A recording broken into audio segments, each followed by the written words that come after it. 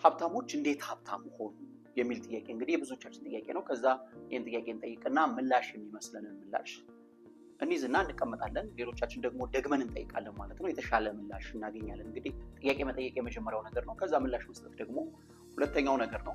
ሀብታሞች ግን እንዴት ነው ሀብታም የሆኑት? እንግዲህ ይሄ የብዙዎቻችን ጥያቄ ነው። ከሳይንስ እንደዚሁም ደግሞ የተሻለ ሀብት አላቸው ተብለው የሚታሰቡ ሰዎችን ተጠይቀው የሰጡትን ምላሽ ዛሬ ማቅረብላችሁ። 3 ነገሮች ናቸው እነኚህን ሀብታም የሚባሉ ሰዎች ሀብታም ያደረጓቸው የሚባሉ ነገሮች አሉ። እንግዲህ የመጀመሪያው ፕሮብለም ሶልቪንግ ስኪል ይባላል።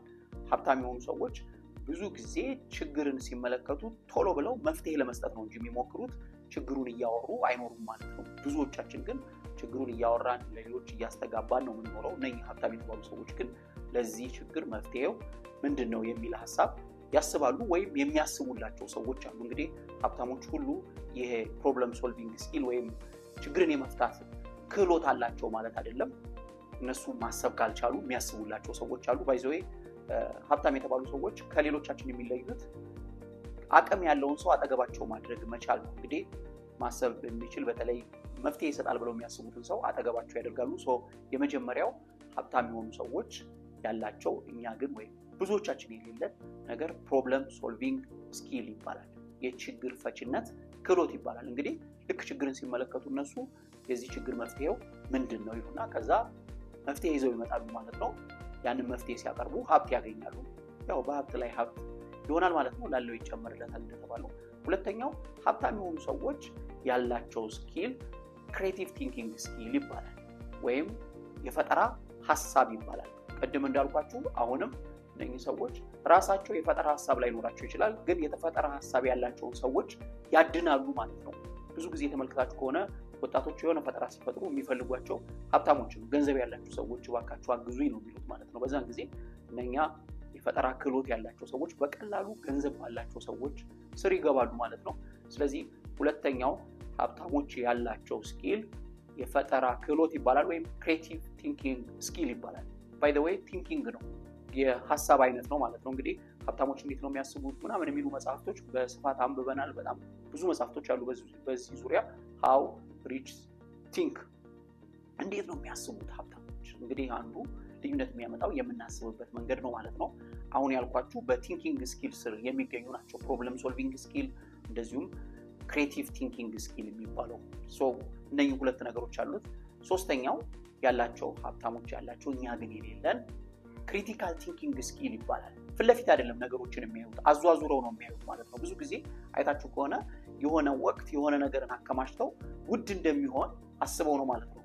በኋላ የሚሸጡበት ጊዜ አትርፈው ይሸጣሉ ማለት ነው። ሀብታሞች ያላቸው ሀብታም እንዲሆኑ በሀብታቸው ላይ ሀብት እንዲጨምሩ ያደረጓቸው 3 ስኪሎች፣ የመጀመሪያው ፕሮብለም ሶልቪንግ ስኪል ይባላል ወይም የችግር ፈችነት ክህሎት ይባላል። ሁለተኛው ደግሞ ክሬቲቭ ቲንኪንግ ስኪል ወይም ኢኖቬቲቭ ቲንኪንግ እንለዋለን። የፈጠራ ሀሳብ ወይም የፈጠራ ክህሎት የምንለው ነገር ማለት ነው። ሶስተኛው ክሪቲካል ቲንኪንግ ስኪል ይባላል። አዟዙሮ ማየት፣ ፊት ለፊት ብቻ አይደለም የሚያዩት፣ 360 ዲግሪ ያዩታል። እንደዚሁም ነገሩን በጥልቀት ያያሉ ማለት ነው። ከዛ ይሄ ነገር በዚህ ጊዜ እንዲህ ስለሚሆን እንደዚህ አላደርግም፣ ይሄ ነገር እንደዚህ ስለሚሆን እንዲህ አደርጋለሁ የሚል እነኚህን 3 የቲንኪንግ ስኪል አይነቶች እንግዲህ ይተገብራሉ ማለት ነው። ራሳቸው ላይ ኖራቸው ይችላል፣ ነገር ግን ይሄ ያላቸውን ሰዎች በዙሪያቸው ያደርጉና ከሌላው የተሻለ የፋይናንስ አቅም፣ የኢኮኖሚ አቅም ይገነባሉ ማለት ነው። እንግዲህ ይሄ ቲንኪንግ ስኪል ይባላል። ብዙ ጊዜ አንብበናል በብዙ መጽሐፍቶች።